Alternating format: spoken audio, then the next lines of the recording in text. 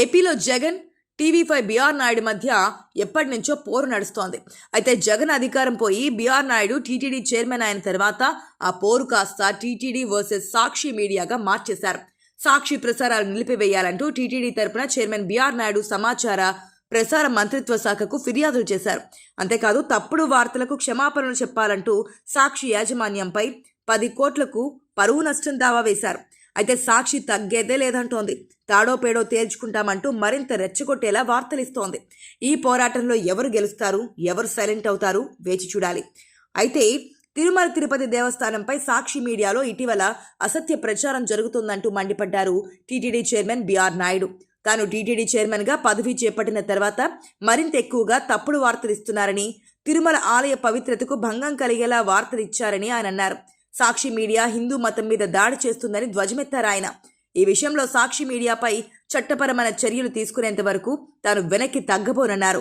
సాక్షి మీడియాపై ఆయన పరువు నష్టం దావా వేశారు. తిరుమలపై సాక్షిలో అసత్య ప్రచారం చేస్తున్నారంటూ ఆయన తన లీగల్ నోటీసులో తెలిపారు. సాక్షి మీడియా వెంటనే టీటీడీకి బేషరతుగా క్షమాపణలు చెప్పాలని డిమాండ్ చేశారు చైర్మన్ బీఆర్ నాయుడు. టీటీడీకి సాక్షి మీడియా 10 కోట్ల రూపాయల నష్టపరిహారం చెల్లించాలని ఆ నోటీసుల్లో పేర్కొన్నారు. అసలు జగన్, ఆయన సతీమణి భారతి ఎప్పుడైనా తిరుమలకు వచ్చి శ్రీవారికి తలనీలాలు సమర్పించారా అని ప్రశ్నించారు బీఆర్ నాయుడు. వారు అసలు వెంకటేశ్వర స్వామి ప్రసాదం తిన్నారా అని అడిగారు. హిందూ ధర్మం అంటే జగన్కి పడదని, అందుకే తప్పుడు వార్తలతో నిందలు వేస్తున్నారని, తమపై దాడులు చేస్తుంటే చూస్తూ ఊరుకోవాలా అని అడిగారు. ఎవరితో అయినా పెట్టుకోండి, తనతో పెట్టుకోవద్దని ఘాటుగా హెచ్చరించారు. వైసీపీ నేత భూమన కరుణాకర్ రెడ్డి అవినీతి సామ్రాట్ అని అన్నారు. ఆయన హయాంలో 1600 కోట్ల రూపాయల మేర పనులను టెండర్లకు ఇచ్చి 10% తీసుకున్నారని ఆరోపించారు. టీటీడీ లీగల్ నోటీసులపై సాక్షి కూడా ఘాటుగానే స్పందించింది. లీగల్ నోటీసుల ఉడత ఊపులకు తాము భయపడేది లేదని చెప్పింది. తిరుమలలో అరాచకాలు జరుగుతున్నాయని, వాటిపై తమ పోరాటం ఆగదని సాక్షి స్పష్టం చేసింది. బీఆర్ నాయుడు చైర్మన్ అయిన తర్వాత టీటీడీ నిర్లక్ష్యంతో తొక్కిసలాటలో భక్తులు చనిపోయారనేది నిజం కాదా అని సాక్షి ప్రశ్నించింది. ఆ సమయంలో క్షమాపణ చెబితే చనిపోయిన వారు బ్రతికొస్తారా అంటూ టీటీడీ చైర్మన్ వివాదాస్పద వ్యాఖ్యలు చేశారు కదా అని సాక్షి ప్రశ్నించింది. వారి చేతగానితనంలో సామాన్యులు కొండపై ఇబ్బందులు పడుతున్నారని, బీఆర్ నాయుడు హయాంలో తిరుమలలో దళారుల దందా పెరిగిపోయిన మాట వాస్తవం కాదా? మీ చేతగానితనంలో సామాన్యులకు ఇబ్బందులు వాస్తవం కాదా? రోజుల తరబడి క్యూ లైన్లలో ఇబ్బంది పడుతుంది నిజం కాదా? ఏఐ టెక్నాలజీతో దర్శనాలు సాధ్యం కాదని మాజీ సీఎస్ ఎల్వి సుబ్రహ్మణ్యం వెంకన్న సాక్షిగా చెప్పింది నిజం కాదా?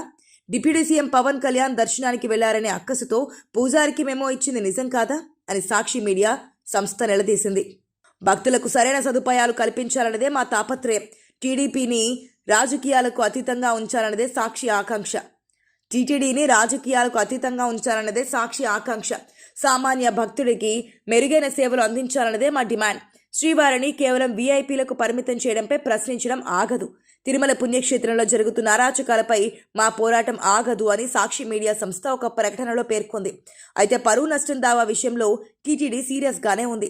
అయితే ప్రతిపక్షాన్ని వేధిస్తున్నారంటూ సాక్షి మీడియా సింపతి కోసం చూసే అవకాశం ఉంది. గతంలో సాక్షి జర్నలిస్ట్ అరెస్టు సమయంలో కూడా ఇలాగే రాజకీయ రగడ జరిగింది. ఇప్పుడు కూడా ఈ అంశం పూర్తిగా రాజకీయ రంగు పులుముతోంది. చివరికి ఎవరు నెగ్గుతారో, ఎవరు వెనక్కి తగ్గుతారో చూడాలి.